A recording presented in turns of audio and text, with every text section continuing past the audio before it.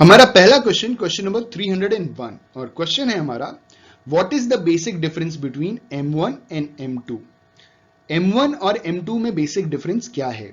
ये बैंकिंग का एक क्वेश्चन है जहां मनी सप्लाई से रिलेटेड सवाल पूछा गया है और पूछा गया है कि M1 और M2 में बेसिक डिफरेंस क्या होता है। हमारे चार ऑप्शन हैं। पहला ऑप्शन है हमारा treatment of post office deposits, दूसरा ऑप्शन है treatment of time deposits of banks, तीसरा ऑप्शन है हमारा treatment of saving deposits of banks, और चौथा ऑप्शन है हमारा ट्रीटमेंट ऑफ करेंसी। तो इस क्वेश्चन का सही आंसर है option B, treatment of time deposits of bank. जो बेसिक डिफरेंस होता है M1 और M2 के बीच में वो होता है treatment of time deposits of bank. Option B is the correct answer for the given question. हमारा अगला क्वेश्चन, क्वेश्चन नंबर 302 है, और क्वेश्चन है हमारा, after 1950 commercial banks in India were nationalised. 1950 के बाद हमारे देश में कमर्शियल बैंक कितनी बार नेशनलाइज हुए।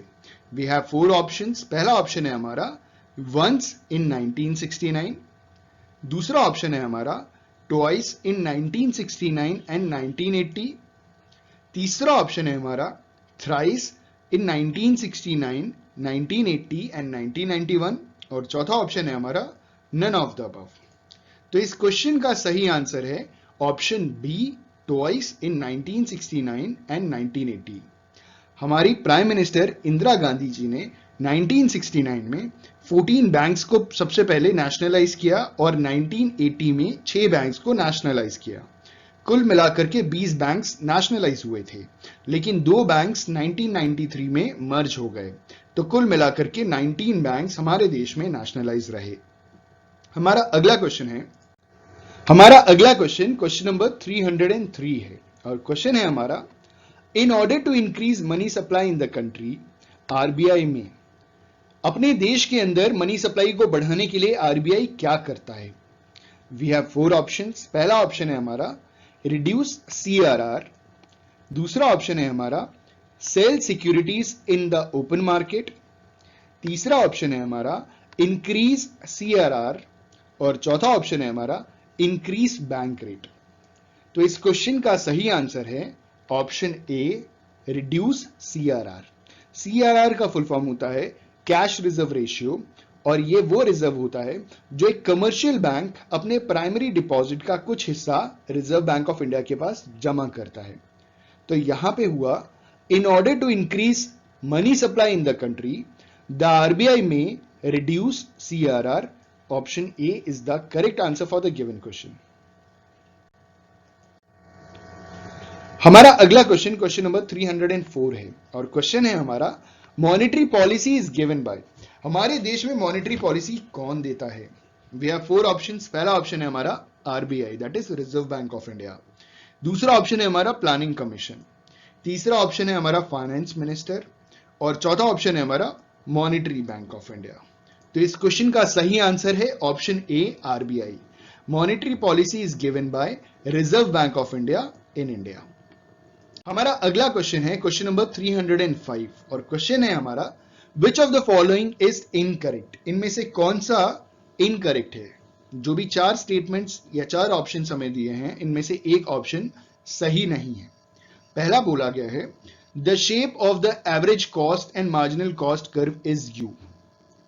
दूसरा दिया गया है the average revenue and marginal revenue curves of a firm under perfect competition are parallel to X axis. तीसरा ऑप्शन है at equilibrium average revenue is equal to marginal revenue, और चौथा कहा गया है at equilibrium marginal cost is equal to marginal revenue. तो इस question का सही आंसर है ऑप्शन सी। ये सही जवाब नहीं है, ये स्टेटमेंट सही नहीं है, बाकी सारे स्टेटमेंट्स सही हैं। एवरेज रेवेन्यू मार्जिनल रेवेन्यू के बराबर इक्विलिब्रियम पॉइंट पे नहीं होता है। ठीक है, अगला क्वेश्चन है हमारा क्वेश्चन नंबर 306, और क्वेश्चन है हमारा, the slope of indifference curve indicates. जो इंडिफरेंस कर्व का स्लोप है वो क्या इंडिकेट करता है। We have four options. पहला ऑप्शन है हमारा मार्जिनल रेट ऑफ सब्सटीट्यूशन, दूसरा ऑप्शन है हमारा price ratio between two commodities, तीसरा ऑप्शन है हमारा फैक्टर सब्स्टिट्यूशन, और चौथा ऑप्शन है हमारा लेवल ऑफ इंडिफरेंस। तो इस क्वेश्चन का सही आंसर है option A, marginal rate of substitution. जो इंडिफरेंस कर्व का स्लोप इंडिकेट करता है वो इंडिकेट करता है marginal rate of substitution. Option A is the correct answer for the given question.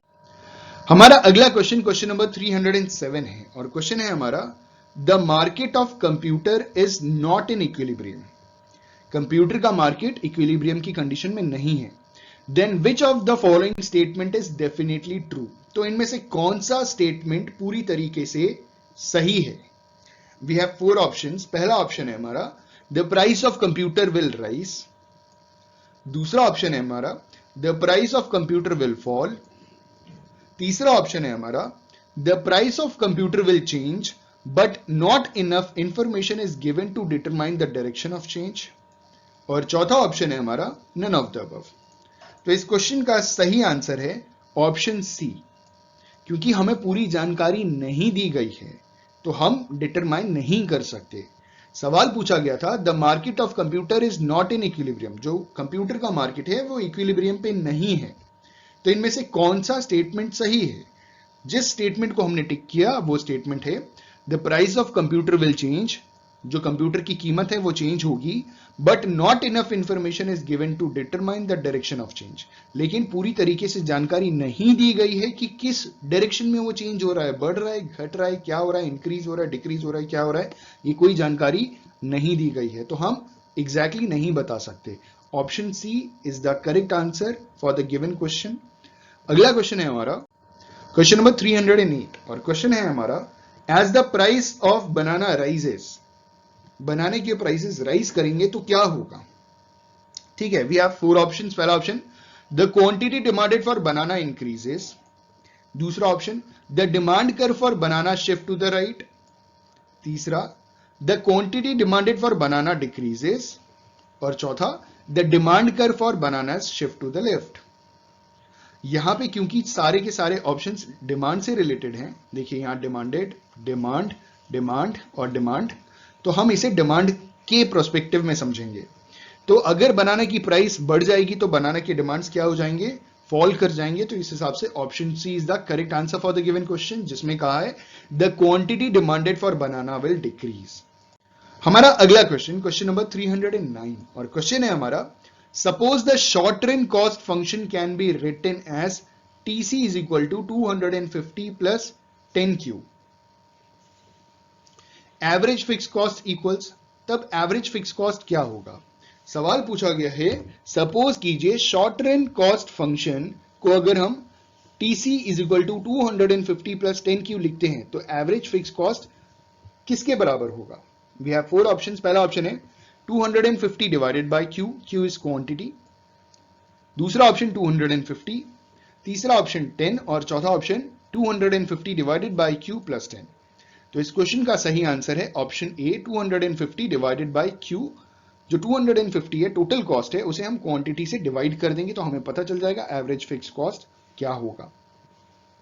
हमारा अगला क्वेश्चन, क्वेश्चन नंबर 310 है, और क्वेश्चन है हमारा Baahubali inherited 1 acre of land Mahishmati में।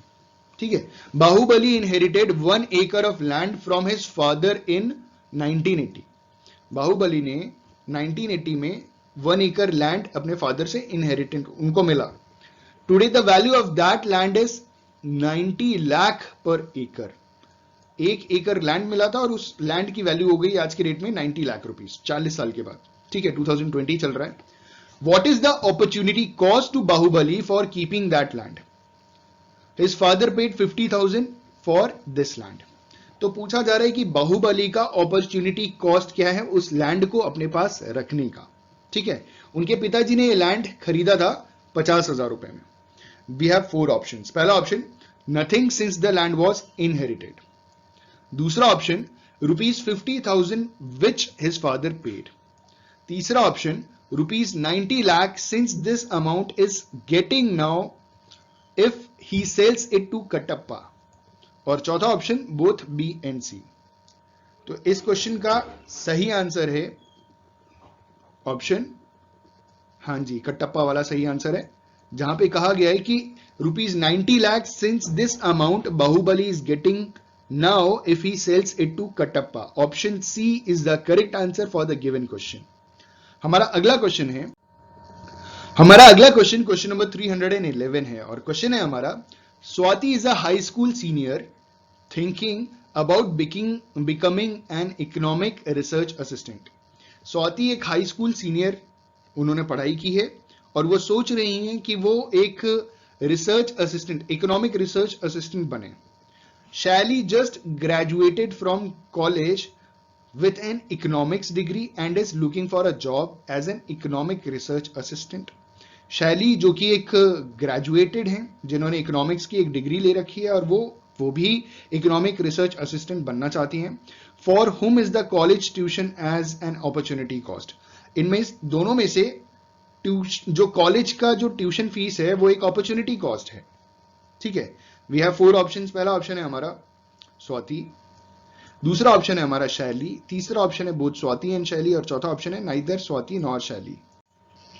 इस क्वेश्चन का सही आंसर है ऑप्शन ए स्वाति।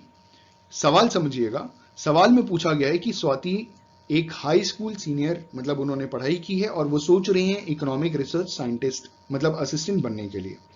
तो इनसे सवाल पूछा गया है कि अगर ये कॉलेज को छोड़ देती हैं तो ये इकोनॉमिक रिसर्च असिस्टेंट की पढ़ाई कर सकती हैं। तो ये जो कॉलेज ट्यूशन की जो अपॉर्चुनिटी कॉस्ट है ये किसके लिए है? ये स्वाति के लिए है। क्वेश्चन थोड़ा टेक्निकल है, एक बार पॉज करके पढ़िएगा और समझिएगा, दिक्कत होगी कमेंट कीजिएगा, मैं एक्सप्लेन करूंगा।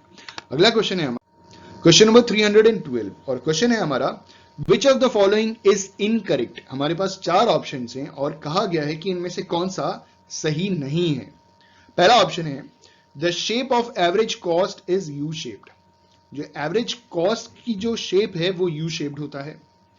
दूसरा बोला गया है, marginal cost curve cuts average cost curve at the minimum level of average cost. तीसरा कहा गया है, the average revenue and marginal revenue curves of the industry under perfect competition are parallel to X axis. और चौथा कहा गया है, marginal cost curve cuts average variable cost curve at the minimum level of average variable cost. तो इस question का सही answer है ऑप्शन सी। सवाल पूछा गया था कि इनमें से कौन सा स्टेटमेंट सही नहीं है और ऑप्शन सी में कहा गया था, the average revenue and marginal revenue curves of the industry under perfect competition are parallel to X axis. जो एवरेज रेवेन्यू कर्व है और जो मार्जिनल रेवेन्यू कर्व है परफेक्ट कंपटीशन की इंडस्ट्री में एक्स एक्सिस के पैरेलल होता है। तो ऐसा नहीं होता। Option C is the correct answer for the given question. हमारा अगला क्वेश्चन नंबर 313 है और क्वेश्चन है हमारा, other things remaining constant the law of supply states. सारी चीजें कांस्टेंट हैं तो लॉ ऑफ सप्लाई क्या बताता है? We have 4 options. पहला ऑप्शन है हमारा, supply for commodities is directly related to its price. दूसरा ऑप्शन है हमारा, price is not related to supply. तीसरा ऑप्शन है हमारा, as supply rises price also rises. और चौथा ऑप्शन है हमारा, supply is not related to factors other than price. तो इस क्वेश्चन का सही आंसर है option A. Law of supply states when other things remains constant. क्या स्टेट करता है? Supply for commodities is directly related to its price. Supply की अगर हम बात करें तो जिसकी प्राइस ज्यादा होगी सप्लाई उसकी भी ज्यादा होगी, जिसकी प्राइस कम होगी उसकी सप्लाई कंपैरेटिवली कम होगी।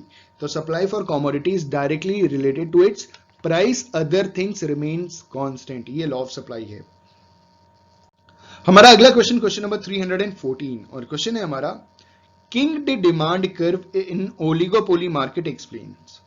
ओलिगोपोली मार्केट में जो किंग्ड डिमांड कर्व है वो क्या एक्सप्लेन करता है? We have 4 options. पहला ऑप्शन है प्राइस एंड आउटपुट डिटर्मिनेशन। दूसरा option, existence of very few firms in the market. तीसरा ऑप्शन, प्राइस रिजिडिटी। और चौथा ऑप्शन, प्राइस लीडरशिप। तो इस क्वेश्चन का सही आंसर है option C, price rigidity. Kinked demand curve in oligopoly market explains price rigidity.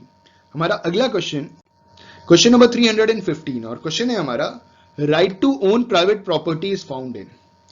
Private property खरीदने का जो अधिकार है वो किस टाइप की इकोनॉमी में मिलता है? We have 4 options. पहला ऑप्शन है हमारा सोशलिज्म। दूसरा ऑप्शन है हमारा कैपिटलिज्म। तीसरा ऑप्शन है हमारा मिक्स्ड इकोनॉमी और चौथा ऑप्शन है हमारा बोथ बी एंड सी। तो इस क्वेश्चन का सही आंसर है option D, both B and C. हम मिक्स्ड इकोनॉमी में भी और कैपिटलिस्टिक इकोनॉमी में भी प्राइवेट प्रॉपर्टी खरीद सकते हैं। सोशलिस्टिक इकोनॉमी में खरीदने के लिए गवर्नमेंट से परमिशन लेनी पड़ेगी, पता नहीं मिले ना मिले, लेकिन कैपिटलिस्ट और मिक्स्ड इकोनॉमी में इतना परमिशन लेना नहीं पड़ता, आपको बताना पड़ता है, रजिस्ट्रेशन करवाना पड़ता है, वो बात की बात है। तो option D is the correct answer for the given question. हमारा अगला क्वेश्चन क्वेश्चन नंबर 316 है और क्वेश्चन है हमारा विच of the following is not a factor of production. इनमें से कौन सा फैक्टर ऑफ प्रोडक्शन नहीं है? पहला ऑप्शन मैन, दूसरा ऑप्शन लेबर, तीसरा ऑप्शन कैपिटल और चौथा ऑप्शन एंटरप्रेन्योर। तो इस क्वेश्चन का सही आंसर है ऑप्शन ए, मैन। आपने पढ़ा है लैंड, लेबर, कैपिटल और एंटरप्रेन्योर, कभी हमने मैन नहीं पढ़ा, तो हमने लेबर पढ़ा है, मैन नहीं पढ़ा। तो विच of the following is not a factor of production? It is man. Option A is the correct answer for the given question. हमारा अगला क्वेश्चन क्वेश्चन नंबर 317 और क्वेश्चन है हमारा dash shows the relationship of output with given input. इनमें से कौन सा function relationship बताता है आउटपुट का with the given input? We have 4 options. पहला ऑप्शन है डिमांड फंक्शन, दूसरा ऑप्शन है प्रोडक्शन फंक्शन, तीसरा ऑप्शन है कॉस्ट फंक्शन और चौथा ऑप्शन है PPC function, that is production possibility curve function. तो इस क्वेश्चन का सही आंसर है option B, production function. Production function shows the relationship of output with given inputs. Option B is the correct answer for the given question. हमारा अगला question question number 318 और question है हमारा total cost n minus total cost n minus 1 is equal to which cost function. ठीक है, तो TCn minus TCn minus 1 कौन से कॉस्ट की बात करता है? We have 4 options. पहला ऑप्शन है मार्जिनल कॉस्ट का फॉर्मूला है, दूसरा ऑप्शन है एवरेज कॉस्ट का फॉर्मूला है, तीसरा ऑप्शन है टोटल कॉस्ट का फॉर्मूला है और चौथा ऑप्शन है नन ऑफ द अबव। तो इस क्वेश्चन का सही आंसर है ऑप्शन ए, मार्जिनल कॉस्ट। मार्जिनल कॉस्ट का फॉर्मूला यही होता है TCn माइनस TCn माइनस 1। ठीक है, अगला क्वेश्चन है हमारा क्वेश्चन नंबर 319 और क्वेश्चन है हमारा share traded in stock market depicts characteristics close to. जो शेयर ट्रेड किया जा रहा है शेयर मार्केट में, वो इन किस मार्केट के कैरेक्टरिस्टिक से रिलेटेड है? एकदम बहुत नजदीक है, मिलता जुलता है, एग्जैक्टली नहीं लेकिन मिलता जुलता है। We have 4 options. पहला ऑप्शन है परफेक्ट कंपटीशन, दूसरा ऑप्शन है ओलिगोपोली, तीसरा ऑप्शन है मोनोपोलिस्टिक कंपटीशन और चौथा ऑप्शन है मोनोपोली। तो इस क्वेश्चन का सही आंसर है ऑप्शन ए, परफेक्ट कंपटीशन। परफेक्ट कंपटीशन की परिभाषा क्या होती है? परफेक्ट कंपटीशन की परिभाषा होती है there are large number of buyers and sellers. Stock market में large number of buyers and sellers हैं, ढेर सारी कंपनीज बेच रही हैं, ढेर सारे कस्टमर्स खरीद रहे हैं, मतलब बायर्स हैं। सेलिंग होमोजेनियस प्रोडक्ट, तो सारे के सारे शेयर्स, डिवेंचर्स, बॉन्ड सारे के सारे होमोजेनियस हैं, किसमें भी एक रत्ती का भी कोई डिफरेंस नहीं होता, सब कुछ एकदम सेम ही सेम होता है, बस प्राइसेस डिफरेंस होते हैं लेकिन चीज तो वही है।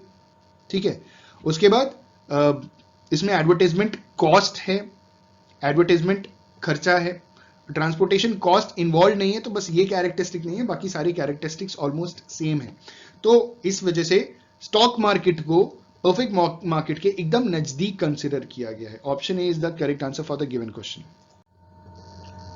हमारा अगला क्वेश्चन क्वेश्चन नंबर 320 और क्वेश्चन है हमारा assume that when price is ₹20। Assume करिए कि किसी एक कॉमोडिटी की प्राइस 20 रुपीज है, क्वांटिटी डिमांडेड इज ₹10 यूनिट्स, तब क्वांटिटी आप 10 यूनिट्स डिमांड कर रहे हैं। इसका मतलब क्या है कि आपके पास टोटल कितने रुपए हैं? 200 रुपीज। ठीक है, अब आगे इन्होंने सवाल किया है एंड द प्राइस इज ₹19। अगर उसकी प्राइस 19 हो जाती है तो क्वांटिटी डिमांडेड बढ़ करके 11 यूनिट्स हो जाएगा। मतलब अगर 1 रुपए हम प्राइस कम कर दें तो जो क्वांटिटी डिमांडेड है वो 1 यूनिट बढ़ जाएगा। Based on this information what is the marginal revenue resulting from an increase in output from 10 units to 11 units। तो आपको बताना है मार्जिनल रेवेन्यू जो रिजल्ट होगा एक एडिशनल यूनिट आउटपुट बढ़ने से। ठीक है, वी हैव 4 ऑप्शंस। पहला ऑप्शन है ₹1, दूसरा ऑप्शन है ₹9, तीसरा ऑप्शन है ₹19 और चौथा ऑप्शन है ₹10। इस क्वेश्चन का सही आंसर है ऑप्शन बी, ₹9। कैसे, मैं आपको बताता हूं। आपके पास 200 रुपीज थे तो आप 10 यूनिट्स खरीद रहे थे, अब जब 1 रुपए कम कर दिया गया, 19 रुपीज कर दिया गया, तो आपने कितने यूनिट्स खरीदे? 11 यूनिट्स खरीदे। जब हम 19 को 11 से मल्टीप्लाई करेंगे तो आंसर आएगा 209 रुपीज। तो इस हिसाब से आपके कितने रुपए बढ़े? 9 रुपए एज अ रेवेन्यू इंक्रीज कर गया। पहले 200 रुपए था, 20 रुपए पर यूनिट के हिसाब से आप 10 यूनिट खरीद रहे थे। अभी भी आपके पास 200 रुपए है, लेकिन आपने 19 रुपए के हिसाब से 11 यूनिट्स खरीदी। अब आपको 9 रुपए ज्यादा देना पड़ेगा फर्म को, कंपनी को, जहां से आप सामान खरीद रहे हैं।